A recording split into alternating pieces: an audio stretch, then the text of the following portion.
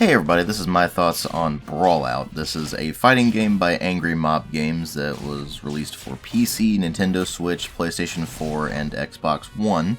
And what you're seeing here is the PC version, and in the interest of full disclosure, I was provided a review copy of this to take a look at. And while most of the character roster are original characters that they've developed for the game, they also introduced a few guest characters, namely the Drifter from Hyper Light Drifter, Yuka and Laylee from Yooka-Laylee, and Juan from Guacamelee. And as far as I can tell, it released without much fanfare at all, because it released in 2017 in early access, and then finally released last August for the full release, and since then I haven't really heard anything about it. It did have a fairly mixed reception on launch, and as far as I can tell, it did do pretty well on the Nintendo Switch, though I imagine since the release of Super Smash Bros. Ultimate, the player base on the Switch has probably completely bottomed out, much like the PC version has. Now, PC hasn't really had all that many players to begin with. I mean, to give you an idea, the all-time maximum of concurrent players, according to Steam charts, was 82 players. And if you look at the trends for the past several months, you're looking at an average of basically 1 to 10 players depending on the individual month. It's really poor performance all around on the PC. And it's precisely because of those extremely low player counts that I'm doing an MTO rather than a full review.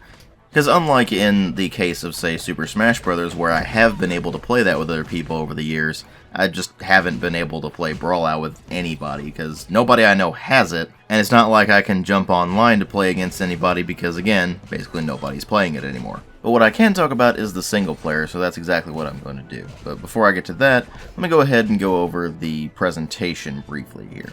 It does use a somewhat cartoony, bright, colorful art style, and that actually works for the game quite well.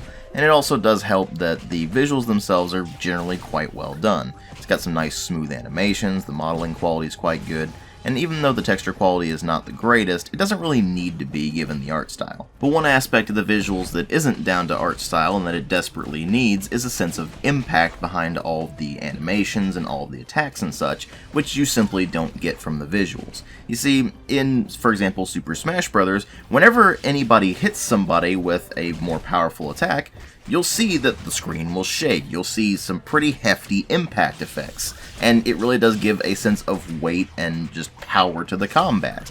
And Brawlout simply doesn't have that. In fact, if you look at the footage, you've probably noticed that several of the attacks don't even really make the opponent flinch at all, they just power straight through it. And in most cases, when you hit something with what should be a powerful attack, it just doesn't feel like it. And that's a real shame, because that does pretty negatively affect the combat itself. It also doesn't help that the sound design isn't really up to par either, because you have a lot of sound effects that just don't have any real weight or punch behind them, and the characters themselves aren't even really reacting all that much to the damage they're taking either. They almost never make any noise when they're hit, so it's almost like it's not even really affecting them all that much. And then you move over into the music, and, well, at least the music in the game is actually quite good, but it's nothing that's all that memorable. So the presentation ends up being a bit of a mixed bag there, but then you move over into gameplay, because there's no story that I can tell, and you find that there's actually not a whole lot on offer here. I mean, as far as what's available in terms of game modes, you have, of course, a single player, which is split between just basic matches versus the AI, a tutorial, a practice mode, and an arcade ladder where you can just go and complete the arcade ladder and get a bonus at the end. Although if you want some expansion of the single player, you can go into the couch play mode and just select all computer players as your opponents instead of selecting other players as your opponents. So you can do that if you like. So the couch play mode is obviously intended for local multiplayer, and it involves just basic matches as well as special matches and a party mode, which is a sequence of 4 individual quick games that each have their own parameters. And they're basically intended as one-off silly modes that give you some slightly different objectives than simply beating the living crap out of all the other players until eventually either you're the only one left standing or you have the highest score. But then there's all the online content that I can't mess with because there's basically nobody playing the game, and that includes, of course, basic online matches as well as a tournament system, which have to be registered for, and the idea there is that you'll win certain prizes at the end of it if you manage to get all the way to the top. But as I mentioned before, I can't really mess with that sort of thing. So what about the actual single-player gameplay itself? Well, in terms of the roster, you have 9 different characters you can play, and 3 of them are from different games entirely. So you have the Drifter from Hyper Light Drifter, you have Juan from Guacamelee, and you have Ukulele from, of course, Ukulele. And even though they show the protagonist from Dead Cells on the loading screen, that character actually is not in the game at all yet. Apparently it's something they're supposed to be working on for this year, but they haven't really said anything about it since last year. So I guess we'll just have to wait and see on that. But at least until that character is implemented in the game, we currently have 9 playable characters, 3 of which are guest characters from other indie games, and the rest of which are all original creations for Brawlout. And if you look at the character select screen, you'll see actually quite a lot more selections than simply 9 characters. But the thing is, all of the characters, except for those 9 that I specifically said, are actually just reskins of the other characters. And unfortunately, none of the characters that are original to Brawlout have any real personality to them, and they certainly don't have any storylines going on or anything like that. So the most you really get out of them is their look, which is certainly interesting to a point. I mean, one of the characters is a frog that has 4 arms and happens to be a luchador. So that should be really interesting and funny and cool, but he has no personality, and he just ends up punching things or grabbing them and slamming them around. So about the only thing you can really differentiate these characters with is their movesets, and you find out very quickly that all of the movesets are very similar to one another. Each character basically has a single gimmick. So for example, Saphira, which is the cat-like character, has a sort of sand pit thing that she can spawn that will trap enemies until they jump out of it. But other than that, she basically just kicks things. The bird guy can fly, and that's pretty much his only trait. King Apu is the simian character. He has this chain thing that he can throw out, but otherwise he just punches things. The Yeti character can wind up a punch, but if he winds it up too much, then his arm freezes and he falls over.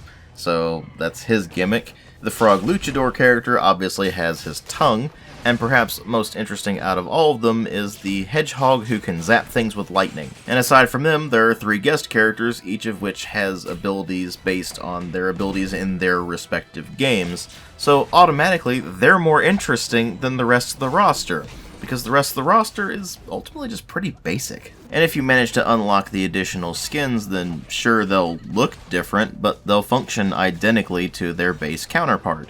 So it's not really all that much variety when you really get down to it. I mean, don't get me wrong, I know it's probably not all that fair to compare an indie game to something from a powerhouse like Nintendo, but when you look at Super Smash Bros., a lot of the reason that game works is that it has a lot of well-established Nintendo characters that are all easily recognizable, they all have their own moves based on the games that they're part of, and Nintendo makes sure to go to great lengths to ensure that their game has a lot of personality, both from the characters and from the game itself, which Brawlout just doesn't have. It's what happens when you take the idea of the party platform fighting game and you don't really have anything to go on except the mechanical basis. Now they do try to spice things up a bit mechanically by giving you a rage meter that gradually builds up as you take damage, and if you get to the halfway point,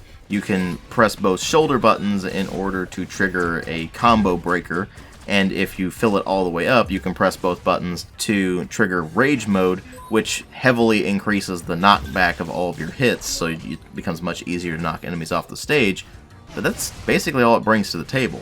And unfortunately, it doesn't even really nail the basic mechanics. I mean, the basic attacks that you have don't really do all that much damage, and it feels like they have basically no impact behind them. So obviously you're going to want to go for the attacks that have a lot more knockback potential, and unfortunately the way they've set those up, you actually have to charge them up a fair bit before unleashing them and being able to get any real knockback out of them. It's not like in, say, Smash Brothers, where you can just quickly do a smash attack and it both does quite a bit of damage and it knocks back pretty significantly even if you don't charge it up all the way. And you may not necessarily think that sounds like all that much, but it actually does make a pretty massive difference in the actual gameplay, because if you have to charge up the attack in order to get the actual knockback effect, well, it's really easy to interrupt that. and if you're charging the attack, then you are completely vulnerable. So combat mostly ends up being just constantly whittling down the opponents with very basic attacks that have basically no knockback to them,